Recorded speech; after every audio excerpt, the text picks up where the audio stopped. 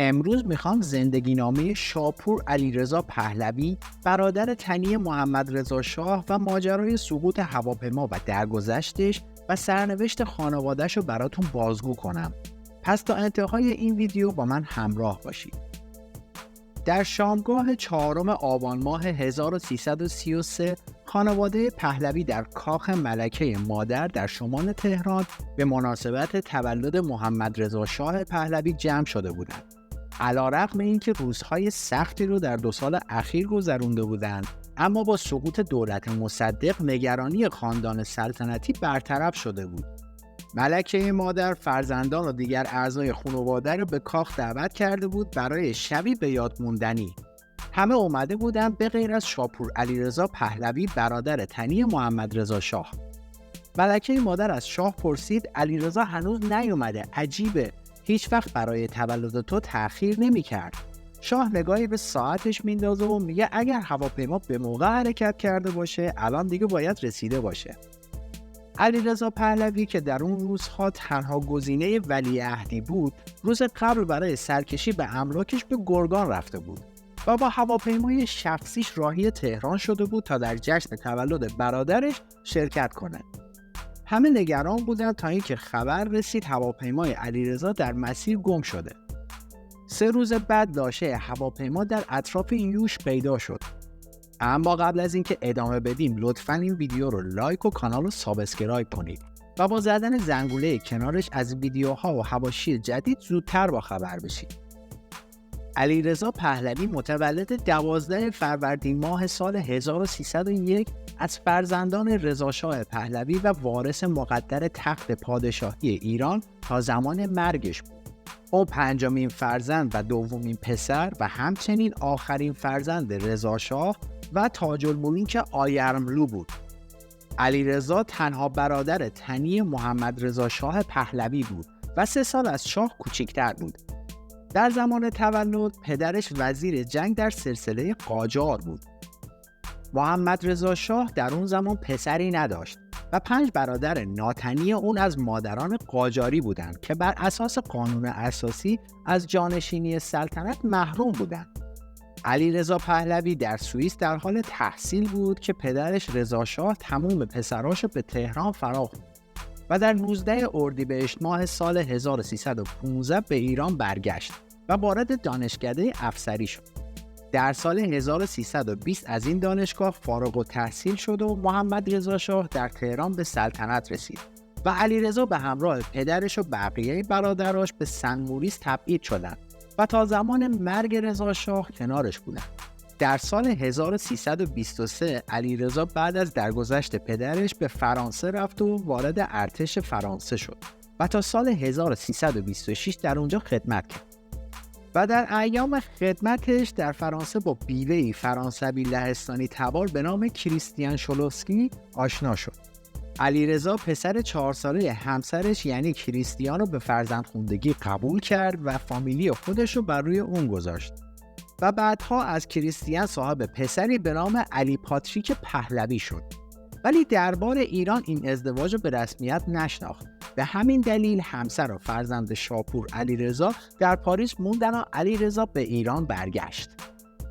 علیرضا پهلوی که نسبت به بیعملی مرددانه برادرش در برابر اتفاقات رخ داده در دولت محمد مصدق نارضایتی داشت، گروه فداییان شاه رو تأسیس کرد و برخلاف برادرانش در هسته عناصر فعال حامی شاه در برخورد مؤثر با مصدق فعال بود و آماده بود تا ضربه‌ای کاری به حکومت مصدق بزنه.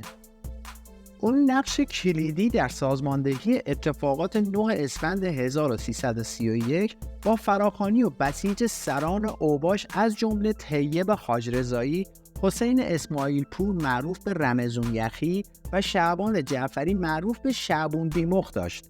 همه این افرادی که بسیج شده بودند تا در این روز علیه مصدق به هواداری شاه تظاهرات کنند، توی 28 مرداد هم نقش مشابهی داشتند.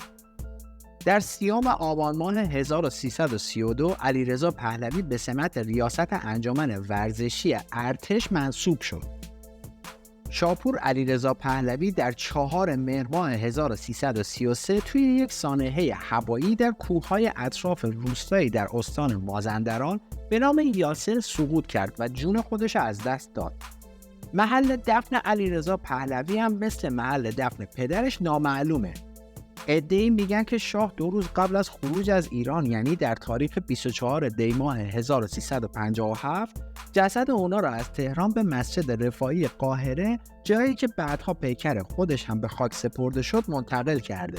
عده دیگه‌ای هم میگن که پیکر اونا در آرامگاهی در شاه عبدالعظیم ری موند و بعد از انقلاب تخریب شد و زیر آوار گم شد. مرگ علیرضا ایران رو بی‌ولیعهد کرد و پسر 7 سالش علی پاتریک از گزینه‌های ولیعهدی ایران تلقی می‌شد. مادرش اونو به فرانسه برده بود تا اونطوری که خودش صلاح میدونه بزرگ کنه، اما شاه اصرار داشت پاتریک در سوئیس درس بخونه. بعد از سانحه سقوط هواپیما و فوت شاپور علیرضا، تاج الملوک ملکه مادر اصرار کرد به آوردن نوش و تنها یادگار پسر از دست رفته‌اش پیش خودش. دربار شاه علی پاتریک و مادرش رو به ایران آورد و به اون عنوان شاه دخت داد و توی کاخ مستقر شدن. ثریا ملکه وقت پسری نداشت، ولی شاه عاشقش بود.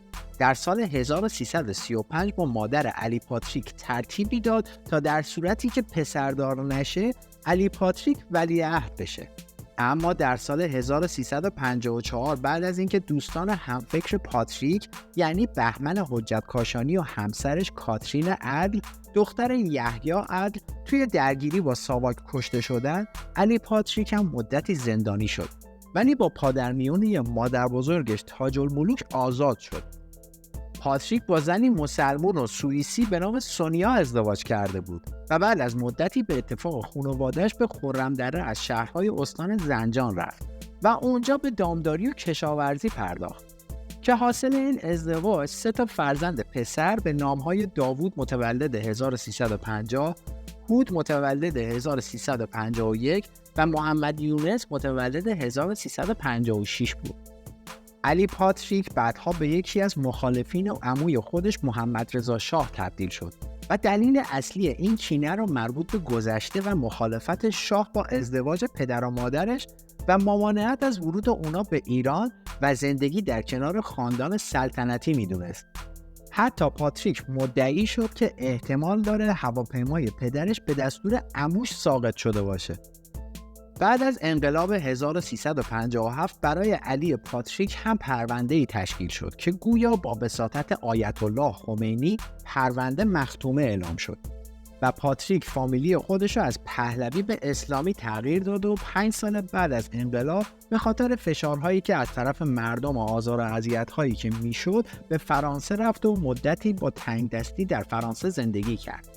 مدتی هم خانه به دوش بود و بعد به سوئیس رفت و در حال حاضر با پسرش زندگی میکنه و تحصیلات روانشناسی داره.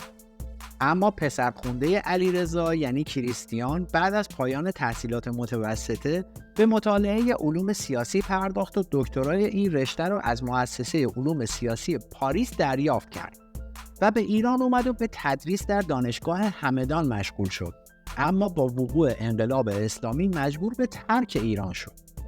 کریستیان درباره ازدواج مادرش با شاپور علیرضا میگه این اقدام شاهزاده جوان چنان در من تأثیر گذاشت که تا وقتی زنده‌ام خودم رو مدیون محبت‌های او به خودم و مادرم میدونم. او نه تنها مرا به فرزندی خودش پذیرفت، بلکه با بودن او تونستم تابعیت ایران رو به دست بیارم و من فرزند یتیم یک افسر ارتش آلمان که آن روزها به ارتش شیطانی شهرت داشت، عضوی از خانواده سلطنتی ایران شدم. مرسی که تا انتهای این ویدیو با ما همراه بودید. لطفاً کانال رو سابسکرایب کنید و زنگوله کنارش رو روشن کنید تا از ویدیوهای بعدی ما با خبر بشید.